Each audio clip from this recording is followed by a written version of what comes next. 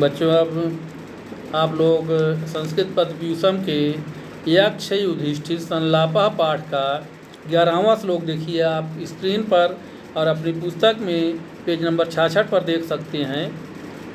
श्लोक नंबर 11वां, यानी यक्ष इसमें फिर प्रश्न करता है युधिष्ठिर से।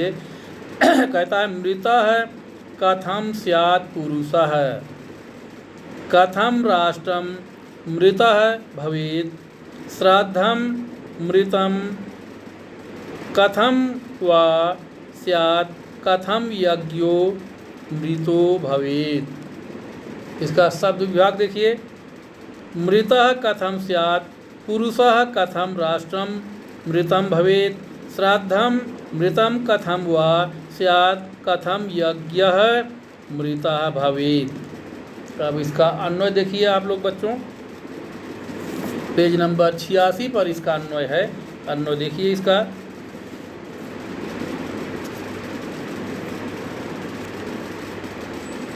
ग्यारहवां श्लोक का अन्वय।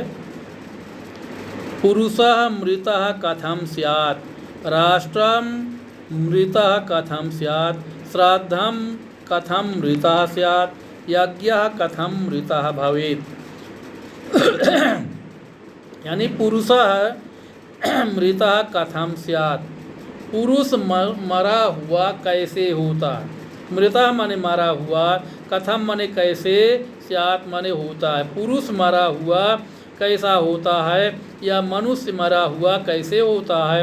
राष्ट्रम मृतः कथम भवेत्, यानी राष्ट्र या देश मरा हुआ कैसा होता है। श्राद्धम कथम मृतः स्यात्, श्रद्धा से किया गया कार्य मरा हुआ कैसे होता है। श्रद्धा से किया गया कार्य मरा हुआ कैसे होता है। और यज्ञ कथम मृता भवेत्, यज्ञ मरा हुआ कैसे होता है। एक बार फिर देखिए। पुरुषः मृतः कथम स्यात्, पुरुष मरा हुआ कैसे होता है। राष्ट्रम मृतम कथम भवेत्, देश मरा हुआ कैसे होता है। और श्राद्धम कथम मृतम स्यात्, श्रद्धा से किया गया कार्य मरा हुआ कैसे होता है। और यज्ञ कथम मृता भवेत्, यज्ञ कैसे मरा हुआ होता है। अब अगला श्लोक देखिए बच्चों, 12वां श्लोक स्क्रीन पर। मृतो दरिद्रः पुरुषो मृतं राष्ट्रमराजकं, मृतं श्रोत्रियं श्राद्धं मृतो यज्ञस्त्वदक्षिणः। इसका सब विभाग देखिए बच्चों। मृतः दरिद्रः पुरुषः मृतं राष्ट्रम अराजकं, मृतं अश्रोत्रियं श्राद्धं मृतः यज्ञः तु अदक्षिणः। अब इसका अन्वय देखिए बच्चों स्क्रीन पर।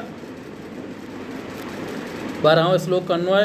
दरिद्रः पुरुषः मृतः स्यात्, अराजकं राष्ट्रं मृतं भवेत्, अश्रोत्रियं श्राद्धं मृतः अदक्षिणो यज्ञस्तु मृतः स्यात्। दरिद्रः, अब देखिए दरिद्रः माने दरिद्र, दरिद्र पुरुष जो होता है वो मृतः स्यात् माने मरा हुआ होता। दरिद्र पुरुषः माने दरिद्र पुरुष मरा हुआ होता है। अराजकम राष्ट्रम मृतम भवेत्, बिना राजा के, अराजकम माने बिना राजा के देश जो होता है वो मरा हुआ होता है। अश्रोत्रियम श्राद्धम मृतः, शास्त्र विहीन या शास्त्र के बिना किया गया श्राद्ध मरा हुआ होता है।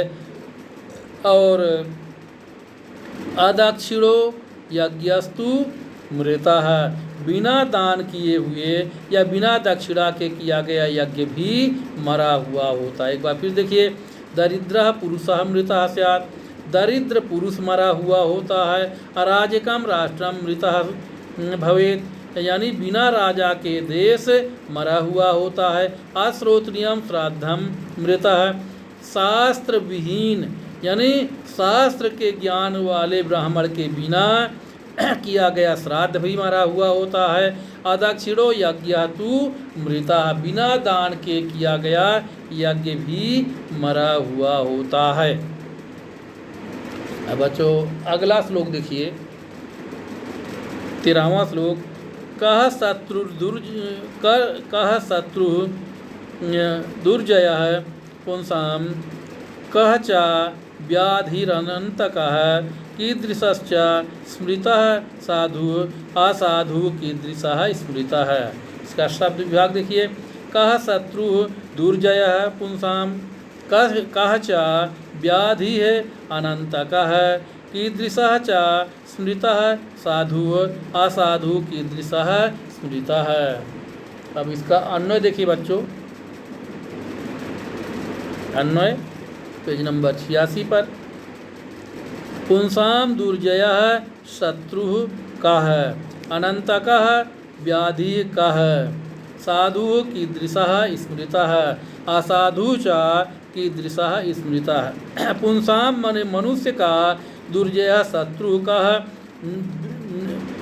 दुर्जय माने जिसे कठिनाई से जीता जा सके या जिसे जीतना कठिन हो ऐसा शत्रु कौन है। मनुष्य का बहुत कठिनाई से जीतने योग्य या अजय शत्रु कौन है। अनंत का व्याधि का है। असीमित अनंत का मन जिसका अंत न हो। असीमित व्याधि क्या है या रोग क्या है। बिना असीमित रोग कौन सा है। और साधु की दृशा स्मृता है। साधु माने सज्जन। सज्जन कैसा होता है। और असाधु चा की दृशा है स्मृता है। और दुष्ट पुरुष कैसा होता है। एक बार फिर देखिए। पुंसां दुर्जय शत्रु का है। पुरुष का अजय शत्रु कौन होता है। अनंत का व्याधि का है। असीमित रोग कौन सा होता है। साधु की दृशा स्मृता है। सज्जन किस प्रकार का होता है। और असाधु चा की दृशा है स्मृता है। और दुष्ट किस प्रकार का होता है। अब बच्चों अगला श्लोक देखिए। ये आखिरी श्लोक है। अब युधिष्ठिर कहते हैं उत्तर देते हैं कि क्रोधा सुदुर्जयः शत्रुः लाभो व्याधिरनन्तकः सर्वभूतहितः साधु असाधु निर्दयः स्मृतः। इसका शब्द विभाग देखिए बच्चों। शब्द विभाग है क्रोधः सुदुर्जयः शत्रुः लोभः व्याधिः अनन्तकः सर्वभूतहितः साधु असाधु निर्दयः स्मृतः है। इसका अन्वय देखिए बच्चों। क्रोधा सुदुर्जयः शत्रुः लोभः अनन्तकः व्याधिः सर्वभूतहितः साधु निर्दयः असाधु स्मृतः है। क्रोधा सुदुर्जयः शत्रुः कठिनाई से जीतने योग्य। सुदुर्जयः माने कठिनाई से जीतने योग्य शत्रु क्रोध होता है। क्रोध बहुत अधिक कठिनाई से जीतने योग्य शत्रु होता है। लोभ अनंतकः व्याधि। लोभ जो होता है या लालच जो होती है वो अंतरहित व्याधि होती है। अंतरहित रोग होता है। सर्वभूत हित है साधु। सभी प्राणियों का हित चाहने वाला या कल्याण चाहने वाला व्यक्ति साधु होता है या सज्जन होता है। और निर्दय असाधु स्मृता है। निर्दय माने निर्दय व्यक्ति ही असाधु कहलाता है या दुर्जन कहलाता है। फिर से एक बार देखिए। क्रोधा सुदुर्जय शत्रु है। क्रोध कठिनाई से जीतने योग्य शत्रु होता है। लोभ अनंत का व्याधि। लालच जो है या लोभ जो है अंतहीन रोग है। और सर्वभूत हित है साधु। सभी प्राणियों के हित में लगा रहने वाला व्यक्ति साधु होता है सज्जन होता है। और निर्दय असाधु स्मृता है। और निर्दय व्यक्ति ही दुर्जन या असाधु कहलाता है। एक बार फिर से देख लीजिए। क्रोधा सुदुर्जय शत्रु। क्रोध कठिनाई से जीतने योग्य शत्रु होता है। लोभा अनंत का व्याधि। लालच जो है या लोभ जो है अंतहीन रोग होता है। और सर्वभूत हिता साधु। सभी लोगों के हित में लगा रहने वाला व्यक्ति सज्जन होता है। और निर्दया असाधु स्मृता है।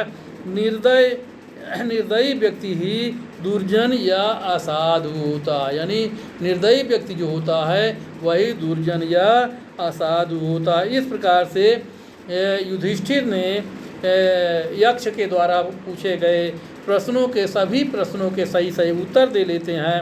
उसके बाद में अंत में यक्ष प्रसन्न हो जाते हैं और प्रसन्न होकर के यक्ष इनके सभी भाइयों को धीरे धीरे, पहले एक भाई को नकुल सहदेव को जीवित करवाते हैं, उसके बाद फिर धीरे धीरे ये अपने सभी भाइयों को जीवित करा लेते हैं और फिर अंततः सब भाइयों को जीवित कराकर और सभी लोग पानी भी पीते हैं तालाब से, और पानी पीने के बाद सब अपने अपने अपने घर वापस चले जाते हैं। तो बच्चों आज के लिए इतना ही, इसके बाद आगे का पाठ हम कल पढ़ाएंगे। धन्यवाद।